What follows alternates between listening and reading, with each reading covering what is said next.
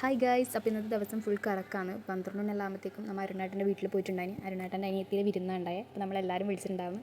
നമ്മൾ 6 ആളെ പോയിട്ടു, ബാക്കി ആരും വന്നിട്ട് തലേന്നത്തെ പരിപാടി കാരണം എത്താൻ 3:30-4 മണിയെല്ലാം ആയി. അതുകൊണ്ട് ആരും എണീറ്റില്ല. അപ്പോൾ നമ്മൾ 6 ആൾ പോയിട്ടു.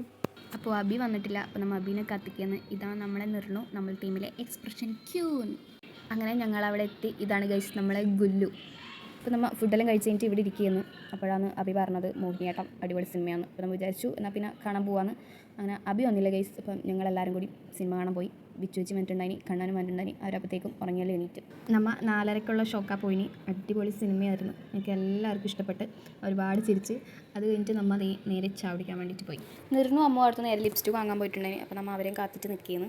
അങ്ങനെ അവർ വന്ന് നമ്മൾ നേരെ തൃക്കരിപ്പൂരുള്ള ഫ്രൈഡ് എക്സ്പ്രസ്സിലോട്ട് വിട്ടു. അവിടെ എത്തിയിട്ട് എന്ത് വാങ്ങണം എന്നുള്ള ചർച്ചയായിരുന്നു. അങ്ങനെ ചർച്ചയ്ക്കൊടുവിൽ ഞങ്ങളെല്ലാവരും ക്രിസ്പി ബർഗർ വാങ്ങാൻ തീരുമാനിച്ചു. അങ്ങനെ ബർഗറും കഴിച്ച് വയറ് നിറച്ച് ഞങ്ങൾ അങ്ങനെ നേരെ വീട്ടിലോട്ട് വിട്ടു ഗൈസ്. അപ്പോൾ ഇന്ന് ഇത്രേ ഉള്ളൂ. Okay, by.